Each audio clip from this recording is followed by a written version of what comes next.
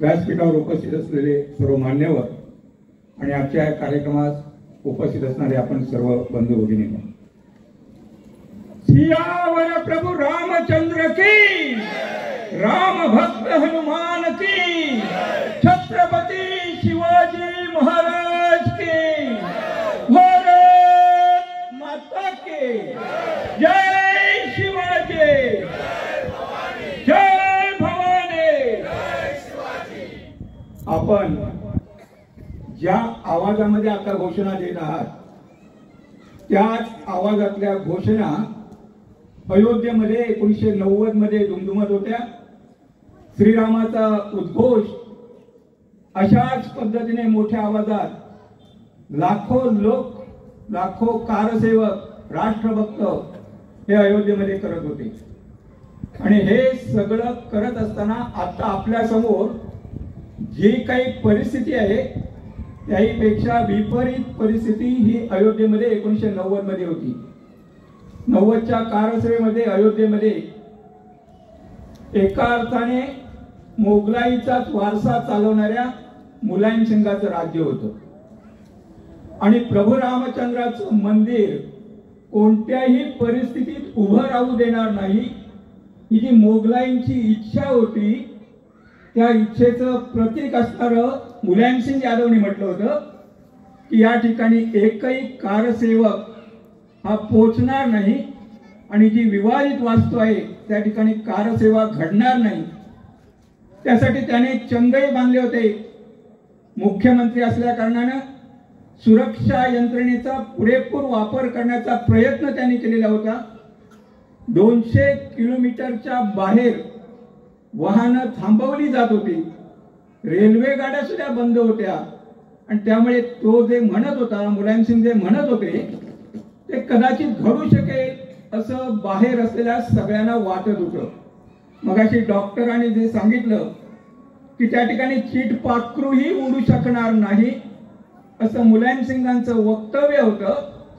अशा या ठिकाणी 1990 मध्ये ऑक्टोबरला 30 ऑक्टोबरला लाखो कारसेवक रामनामाचा उद्घोष करत अयोध्येत बाहेर पडले आणि केवळ अयोध्येत बाहेर पडलेच नाही तर ज्या विवादित वास्तू होती त्या विवादित वास्तूवर हजारोंच्या संख्येने कारसेवक हे चालून गेले आणि त्याच्यामध्ये अनेक कारसेवकांना आपले प्राणही मुकावे लागले। प्रातिनिधिक 2 कारसेवकांचा उल्लेख करावाच लागेल, तो म्हणजे एक शरद कोठारी आणि त्यांचे बंधू असणारे कोठारी बंधू। ह्या दोघांनी 500 वर्षापूर्वी ज्या वास्तूवरनं श्रीरामाच्या मंदिरावरनं भगवा ध्वज खाली उतरला होता तोच भगवा ध्वज पहिल्यांदा 1990 मध्ये या कोठारी बंधूंनी आणि इतर कारसेवकांनी या ढाच्यावर फडकवला। ही आपल्या सगळ्यांना अभिमानाची असणारी गोष्ट आहे, परंतु दुर्दैवाने मोगलाईचा वारसा ज्यांच्याकडे होता त्या मुलायम सिंगाच्या तळपायाची आग मस्तकात गेली आणि त्यांनी 2 नोव्हेंबरला केवळ निष्पाप असणाऱ्या आपल्या हिंदू कारसेवकांवर त्यांच्या सुरक्षा यंत्रणेने काही प्रतिसाद त्यांना दिला नाही म्हणून त्यांनी तुरुंगात असणाऱ्या गुंडांना बाहेर सोडून, पोलिसांचे गणवेश त्यांच्या अंगावर सोडून निर्दयी असा गोळीबार केला। ज्या कोठारी बंधूंचा उल्लेख मी केला, ज्यांनी भगवा ध्वज फडकवला, त्या कोठारी बंधूंच्या डोक्यावर 0 पॉइंटने म्हणजे डोक्याला नळी लावून या दोन्ही बंधूंचा त्यांनी घात केला, त्यांच्यावर गोळीबार केला। हजारो कारसेवकांवर गोळीबार केला, लाखो कारसेवक हे जखमी झाले। अशी 90ची कारसेवा, 92च्या कारसेवेतही जाण्याचा मला योग आला। त्या 92च्या कारसेवेत सुदैवाने आपल्या हिंदुत्वाचं प्रतिनिधित्व करणारं कल्याण सिंगांचं सरकार होतं, त्यामुळे अयोध्येत जाताना कोणतीही आडकाठी आली नाही, सगळेजण वेळेवर पोहोचले। लाखोच्या संख्येने कारसेवक 92ला अयोध्येत एकत्र आलेले होते। त्यावेळी असंच ठरलं होतं की हरिनामाचा, रामनामाचा जयदीप करत, जयघोष करत आपण कारसेवा करायची। परंतु गेलेल्या कारसेवकांच्या घरातनं असं सांगितलं अनेकांना, मागच्या वेळी कारसेवेला गेला परंतु तो ढाचा पाडून आला नाही. म्हणजे अनेक लोकांचे अनुभव असे होते, यावेळी तुम्ही कारसेवेला जाताय, जर परत घरी यायचं असेल, तोंड दाखवायचं असेल तर ढाचा पाडूनच या. आणि आपल्या सगळ्यांना अभिमान वाटेल की असं ज्या घरातनं सांगितलं गेलं अशा अनेक कारसेवकांनी या अयोध्येतल्या विवादित ढाच्यावर चढले. त्यांनी अनेक प्रकारे काही जणांनी हत्यारही नेलेली होती.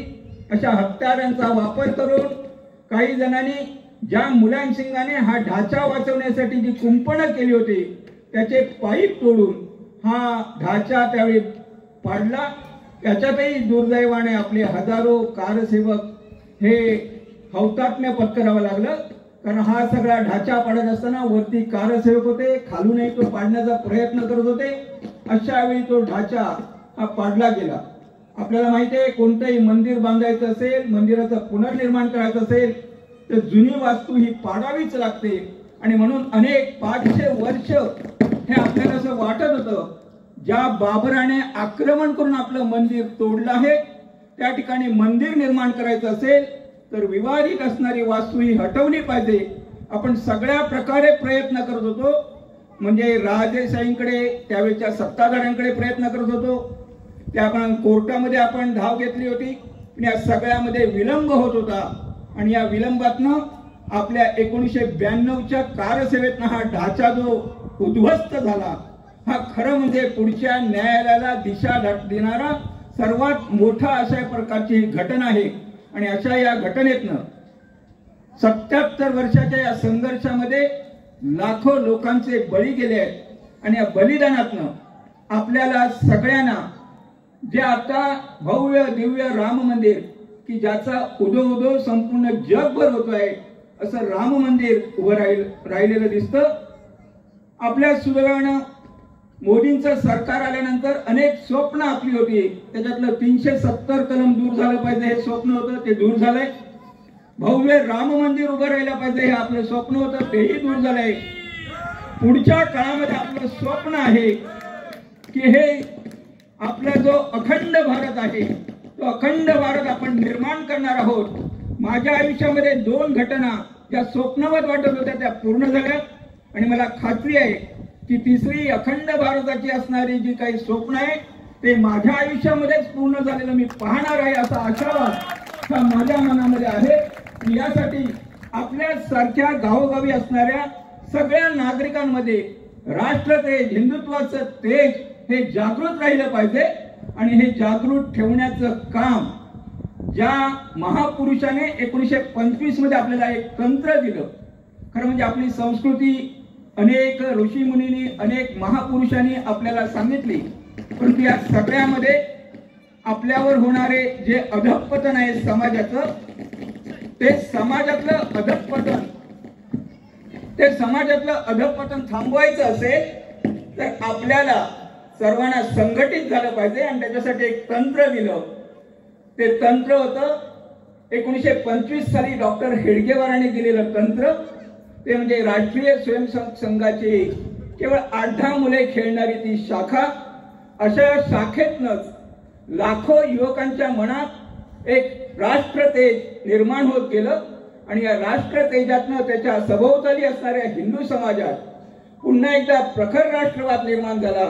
आणि या प्रखर राष्ट्रवादाचं स्थित्यंतर 1992च्या ढाचा पाडण्यातल्या कारसेवेत झालं. आणि त्याचबरोबर पुनर्निर्माणाच्या अखंड भारताच्या कार्यक्रमातही अशाच पद्धतीने हिंदू समाजाचं पूर्ण सहभाग राहील अशी अपेक्षा व्यक्त करून मी माझे वक्तव्य या ठिकाणी थांबतो. जय श्रीराम. धन्यवाद.